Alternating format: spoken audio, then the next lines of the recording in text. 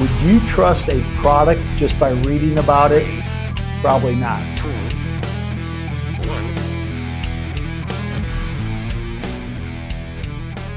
Welcome to the Donovan Digital Podcast, where we explore the strategies and insights that help architectural building product and service companies build brand awareness, create engagement, and establish authority in the industry.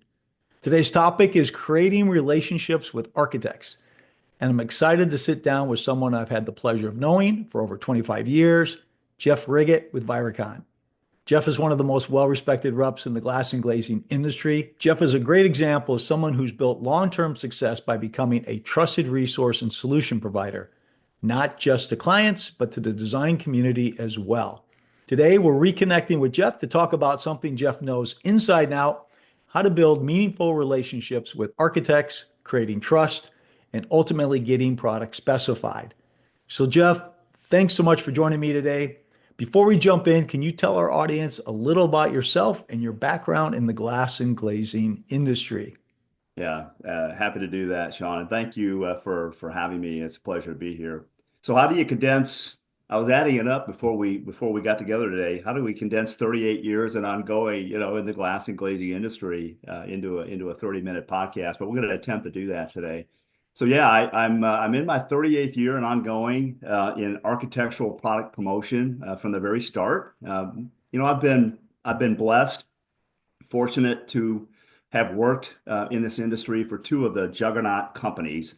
I started my career with Conair Company out of Atlanta in the 80s on the aluminum framing side of the business, and then moved over to the glass side with Viracon in the 1990s. And again, two companies with strong brand recognition, exceptional, foundational core and architectural product promotion, high integrity, high quality, high reliability, all of the things as a product representative you want to represent. And so for me, I've really been blessed in my career to have those brands on my shoulder. I continue today to function as the Viracon architectural representative here in Florida and the Caribbean, so not bad geography to cover. I've got architects are my primary clients, engineers, of course, MEP, mechanical engineer, and plumbing as well. And let's not leave out the glazing contractors, which are the primary folks buying our products. And so, yep, I continue to function in that environment today. Yeah, I think you and I actually met when you were with Conair, kind of toward the end of the Conair, and then certainly when you went over to Viracon, got to know you a little bit better as time went on, and that's back when I was with what was called Monsanto, which became Solutia, which is now Eastman, and we supplied, as you know, the PVB to Viracon, and that's how we kind of connected the dots there. But it's been a while. Time flies by, doesn't it? It does, a little grayer in the hair color, a little less of the hair, but we're still here, Shawn, and still contributing. So God willing, we'll continue. Yeah, great. So let's start with, again, our whole topic here is really, connecting with architects, and something that you've done well over your career. I've seen you work with architects. I've seen your approach, and the reason that, I'm really honored to have you here, because I think you do it as well as anybody. And so if I can start with just, over the years, what's worked best for you in developing meaningful relationships with the architectural and design community? Yeah, so great question. I think it really is no different than in all your relationships, right? Personal or professional. I think you have to bring to the table a high degree of integrity and honesty, reliability, right? Buzzwords for sure, but they're very meaningful in developing a relationship. And I think confidence, obviously, in the products that you're promoting. These are very technical people, and so you have to have the confidence that you know your product and you know the building codes.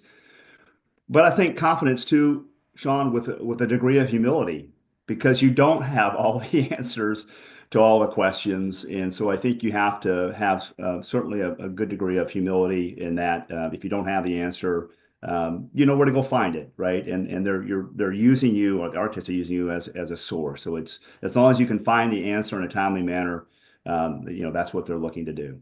Yeah, I think you're spot on with that, because I think the one thing they look for is somebody that's responsive and somebody can provide the answer. And if you can't do it on the spot, but you follow up, that's meaningful. And even a step further, and I've seen this with you as well as kind of my approach in the past, which is, you may not have the product solution for them, but if you can help them get that, whether it's your own product or not, that goes a long ways in really building that trust. Yeah, absolutely. And that scenario presents itself here for me in Florida, all the time. And you're right. And, on the trust side too, these aren't like flipping a switch and you have an immediate bond.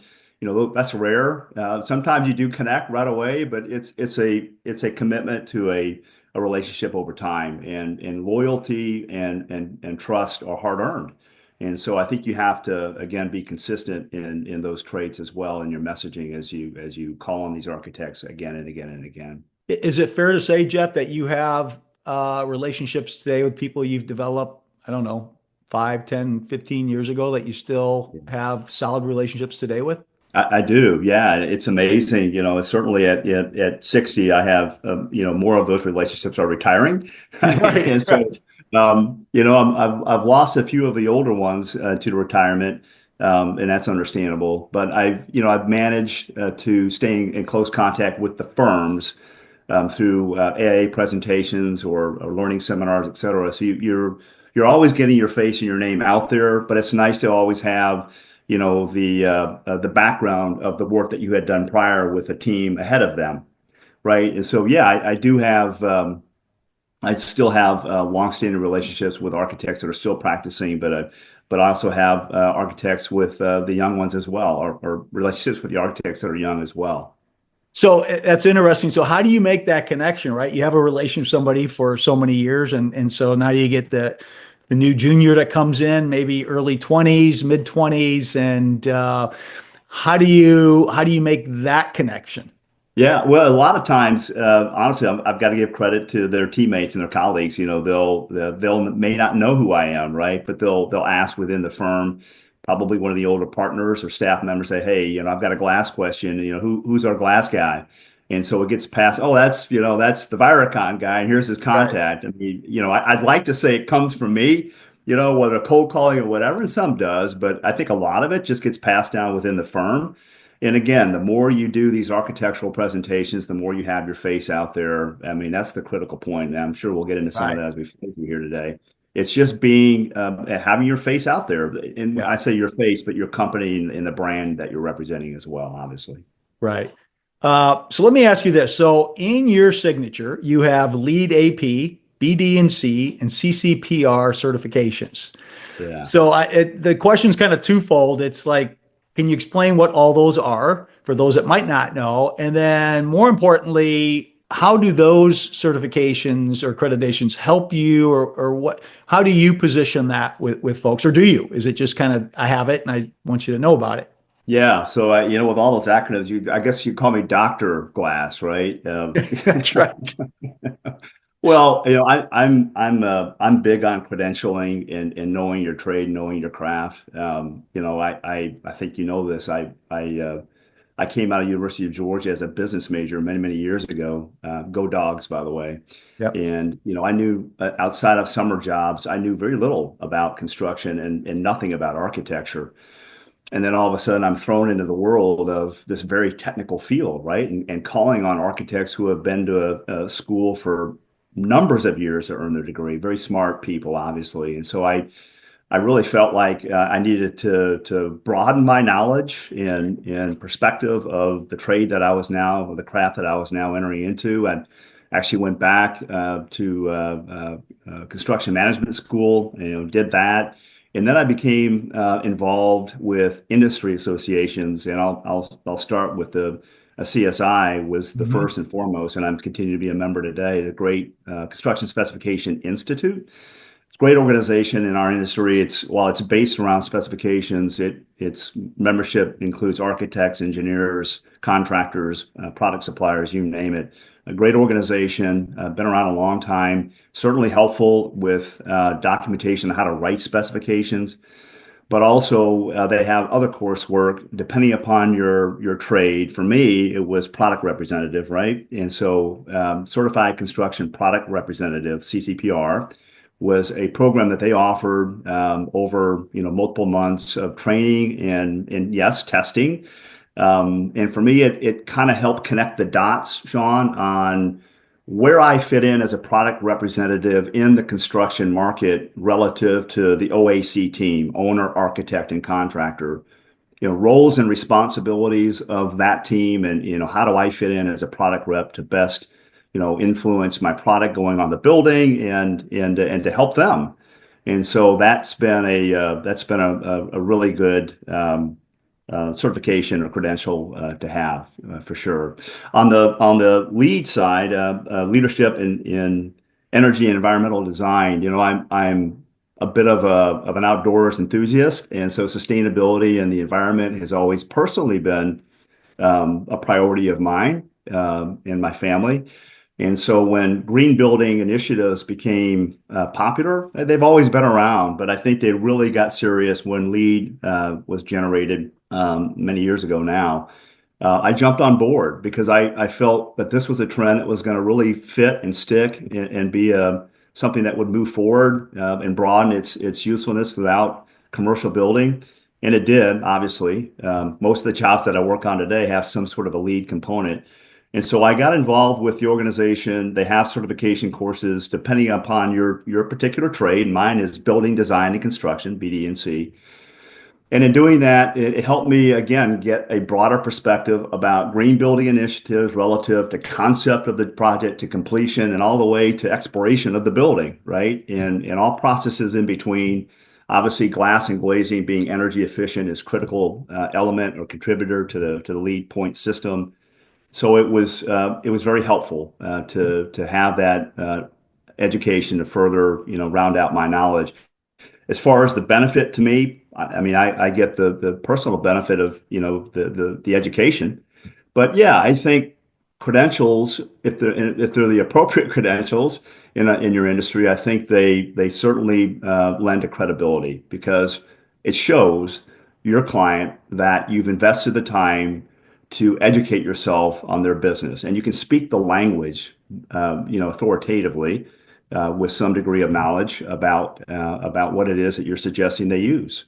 And so, yeah, I'm big on education in general, and I'm big on credentialing where it makes sense. Hope that wasn't too long of an answer. No, I think it's great. And I think for the young folks out there that are in this space that are trying to build relationships and connect with architects on behalf of their companies, it seems like this is something that is really a good path to take, both for themselves for education, but also just showing that accreditation and kind of the perhaps the blood, sweat, and tears they put through to really better understand the different aspects of those design aspects and the different associations. I'm assuming would you recommend anybody coming in this space? Because a lot of people don't have those credentials that you have. At least you don't see it. It seems to me like it would be something that'd be very valuable for somebody that wants to have a career path in this space. I couldn't agree more, Shawn. I think to be successful in this business, I think having those type of credentials and those kind of investment in learning about in this case CSI and there are others in LEED. I mean it's been critical for my my journey and again gaining credibility and trust and loyalty back from my clients. So yeah, I would encourage anyone, young or old, you're never too old to learn.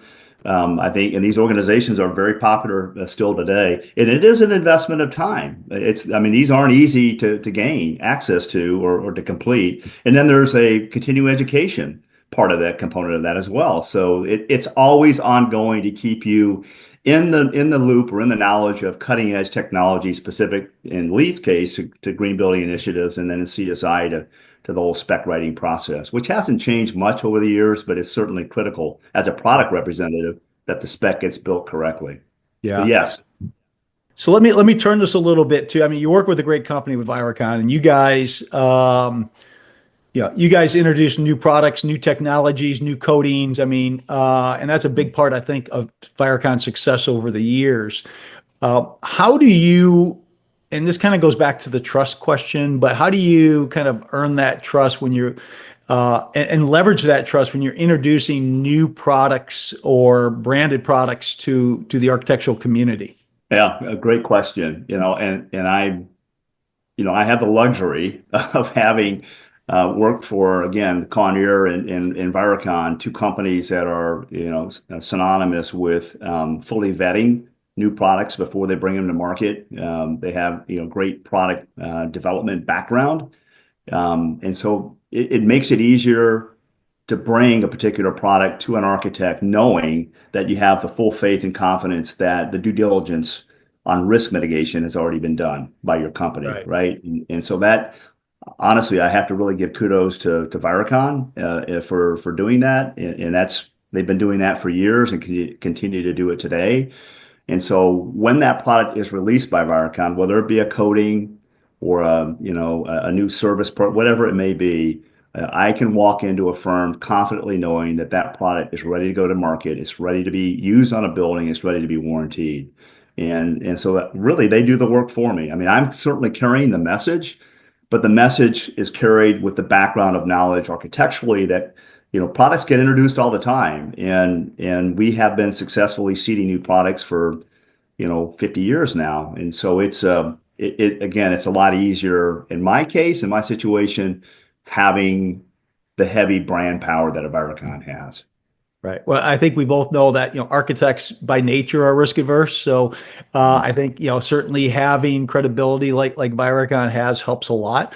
If you do introduce a new product, do you still see any resistance on a large scale? Let's say you come Yeah. out with a new technology on glass, and do you still see any resistance, even though it's a Viracon product? This project's too big for that. We want to Yeah. wait and see it in a couple other applications. Or do Yeah. you ever get that type of resistance? Oh, you do. I mean, and that's logical. No one wants to be the guinea pig, so to speak. Yeah, and we certainly do. How I can defend that, or how I can respond to that, probably, and how I would respond to that is in many cases, if it's a coating, it's probably just a different tweak of a recipe. It's Right. the foundation of the coating process and how we design them and how we apply them. That's not changing. The recipe is changing, so to speak, to achieve a certain level of performance or a certain aesthetic look. And so it's not like we're reinventing the wheel with many of these products. So you can sort of link the reliability back to a sister product that you may be tweaking, which is helpful. We have mock-up walls that are available now, which is a great, a useful tool. So if an architect says, I really don't want to pick, a 100,000 square foot of glass in my 20-story building that's all glass off a 12 by 12 sample, certainly one that's a new product that you don't have any, in place that you can live projects that you can show me.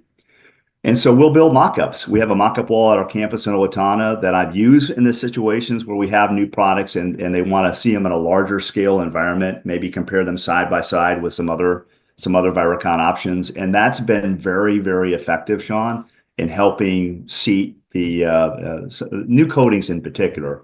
That's helpful. Yeah. So let me ask you, what do you see any common mistakes that people are making? Certainly not you, but other folks that might be making on getting products specified. Oh, I've made a few. Yeah, trust me. In this business, 38 years and I've made a few, but you learn from them and don't make the same one twice, I guess. But yeah, I mean, kind of on that same theme of introducing new products, I think, I've seen, I'll just say competition, come to market with products that maybe weren't fully vetted or services that weren't fully vetted. And in concept, they look great and they sound great on paper, but they weren't really ready to go to market. And I mean, we've actually had to go in and mop up scenarios where that had happened competitively, and they couldn't come through. In the end, when it's time to pay the bill, so to speak, they weren't ready. And so, and that not only is that bad for that project scheduling wise, but I mean, it just leads to so much lack of trust, and further exacerbates the architect's concern about going to a new product down the road. So I've seen that through companies and initializing products too quickly, maybe some overzealous product representatives.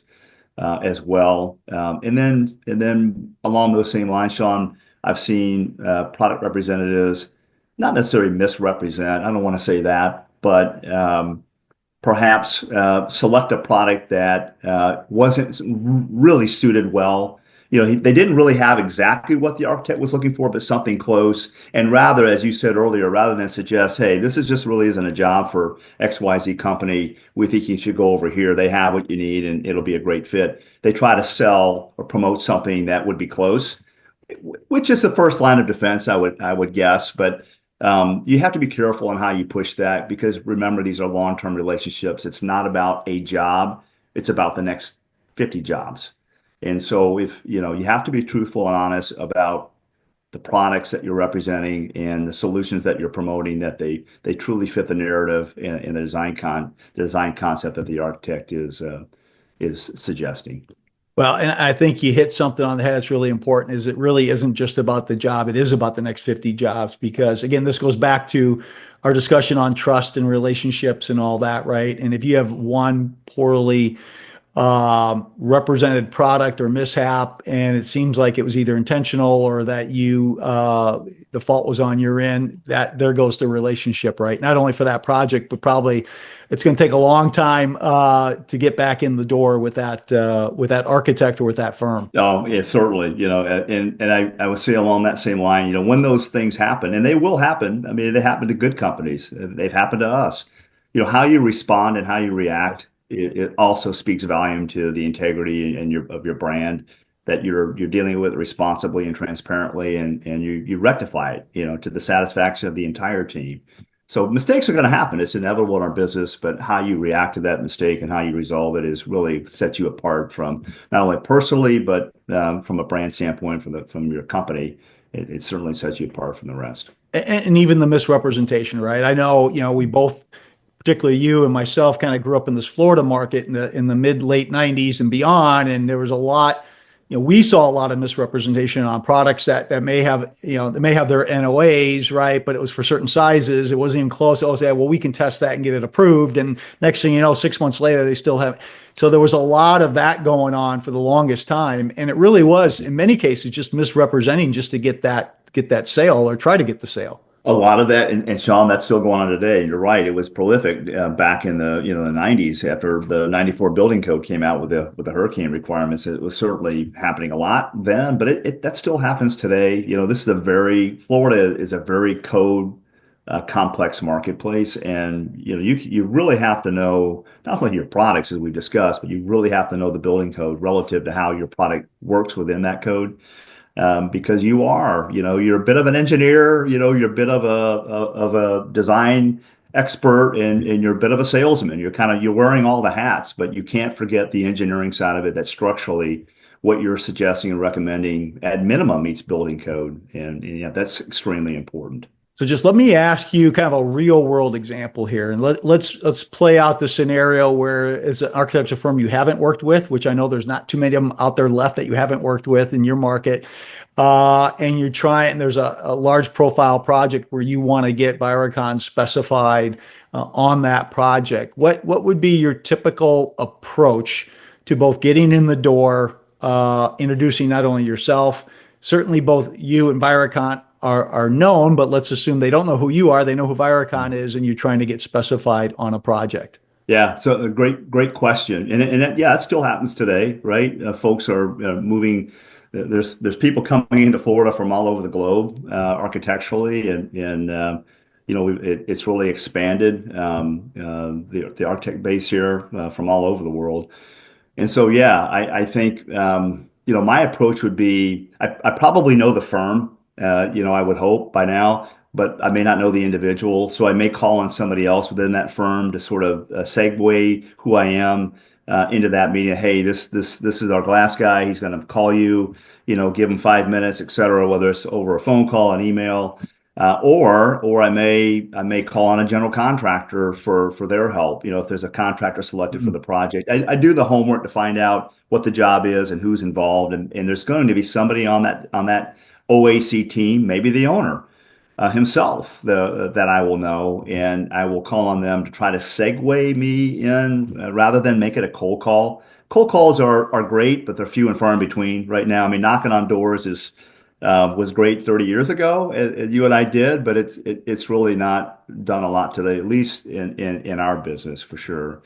So that's probably the best way to get in is, you have somebody that you have an experience with or in a relationship with, invite you into the team. Certainly emails are really easy, written in the right way, just a short, hey, quick introduction. I'm aware of this project through XYZ. And I'm very interested in helping you with the glass side, Viracon, and go through the whole pitch about who Viracon is in a brief introduction and Right. say, if I can help you, please reach out. And I don't know that I've ever not gotten a response to an email like that, right? And maybe that's Viracon, the brand, combined with my name and knowledge. I don't know, but it's been the hit rate on those emails back has been pretty much 100%. And it may be, hey Jeff, we're not ready to talk about glass yet, but we will be in 6 months, and we're going to call you. And they do. I mean, you keep it on your ticker file and you follow up, but you're starting to already build that rapport. You're exchanging Right. emails, right? And so that helps, certainly. But it's a great question. It's always a difficult thing to get in front of an architect, certainly, after COVID and how things are communicated today. It's even more difficult to get one-on-one time. But you can. You just got to be persistent and diligent and professional in how you approach, because these folks are very busy. Right. Yeah, I think that's always something you got to be conscious of and sensitive to is people's time, right?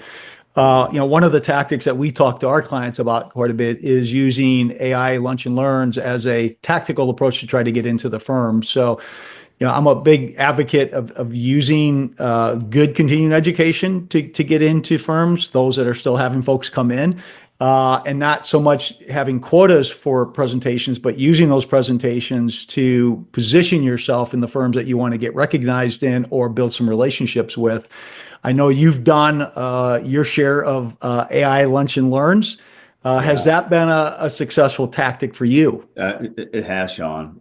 Extremely successful and positive. I would encourage anyone that's in the building product representation business to do that. It's a great way of getting your brand and your name out in number. There's generally more than one. I've done as many as 30 or 40. I did one recently with 50 architects in the audience, a big firm. And so where can you get an hour of private time with 50 architects, from young to old? And so, yeah, I think it's just a great way, particularly if you have the knowledge and the confidence in your products and the presentation is built and constructed in a meaningful way. There's no better way to reach an architectural audience and get your name out there and your company and your product names out there than an AIA presentation. I wholeheartedly believe in them. At a minimum, you should be doing, depending upon your years in the territory, at least one a month, Right. and hopefully double that. And certainly if you're younger, you may want to do one a week. Right. Just to get your name and your company out there. So yes, very important. And again, we coach that, the one a week, if you can do that, great. One a month, whatever works, but make it part of that criteria that you have to reach architects, but then be selective on who you're doing it with, right? It's not a numbers game Yeah, where you just got to do it. It's really a strategic game where you're picking and choosing who you want to connect with, right? And we coach people when you're giving that live presentations. Usually, there's about 2 or 3 people that are the ones asking the questions. Guess what? Those are the folks that are involved with your product category that have the most interest. The folks that you need to be connecting with after the presentation, right? absolutely. That goes on. I mean, it's amazing when the presentation is complete in 45 minutes, an hour, you get pulled in multiple directions. Hey, can you come? You roll out a set of drawings. I've got this happening. It's amazing what can happen in those 5 and 10 minutes right after the presentation. It's really a great thing to see. And for me, at this point in my career, obviously, I've learned a little bit over 30 years, hopefully. So it's fun. I mean, I really enjoy giving back to teaching and sharing my experiences as much as I can.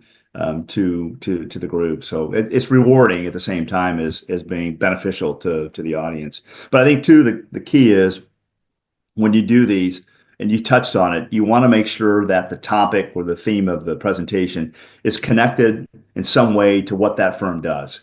For Right. example, a healthcare architectural firm doesn't want to hear a lot about transportation products, right? Or vice versa. So you really have to connect the theme of, or the topic of the presentation back to what it is that that particular firm specializes in. And I think it will be, they'll see the immediate feature function benefit of what it is that you're talking about, and can put it to use in their jobs, at the completion of the presentation. So it's connecting the audience with the presentation is super important. Yeah, we talk to our clients about that all the time. And even to the point where if you have examples of work and projects, try to get stuff locally that they may recognize or know, or even their own work, right? Which is the best thing you can do. If you've done work with their projects, put that in the presentation, and they start paying attention more when they recognize buildings and work. Yeah, I share a funny, you're absolutely right. A large architectural firm here designing all kind of buildings, healthcare, office buildings, multi-purpose, et cetera.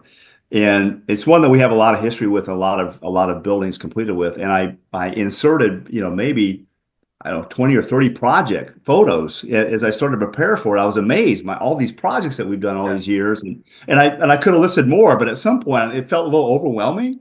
So I'm in the presentation, and one of the partners, about halfway through, he stopped. He says, Jeff, tell me, is this a promotional video from my architectural firm with it? But it kind of caught me off guard, because I didn't really realize that that's what I had done. Right. Obviously I needed to connect the audience to work that they had actually developed. But it was interesting, and it certainly got their attention. Yeah, Right? Because sure. they better know those projects. They designed them. So Right.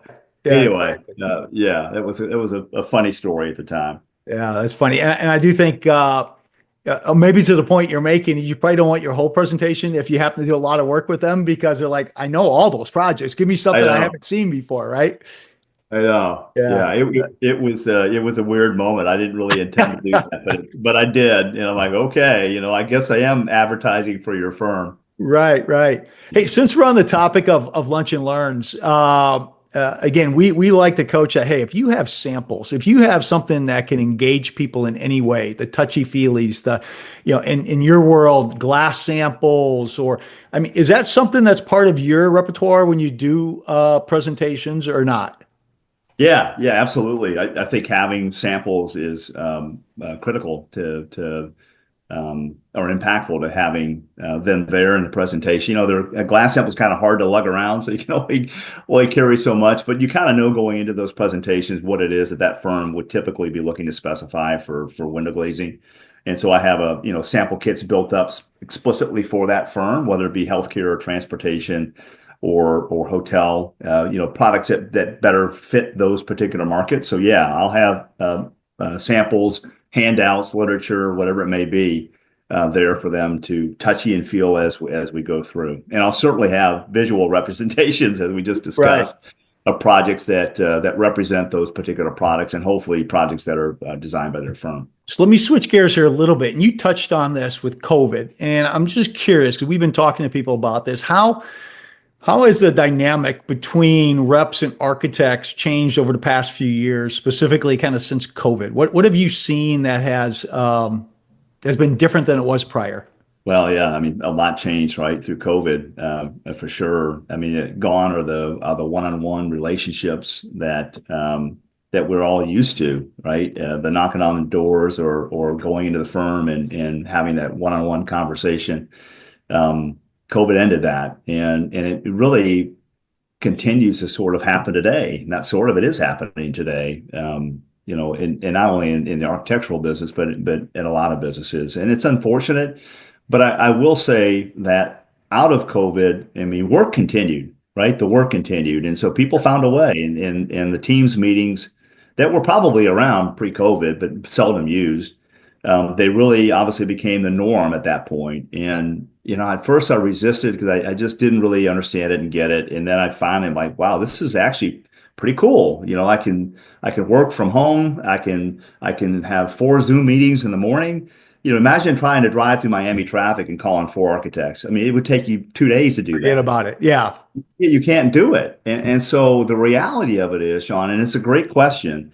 And I probably would have answered this differently in the early weeks of COVID, but I will tell you that it actually has made me personally more productive in that I'm getting more meaningful calls. Efficiency is much better throughout the day.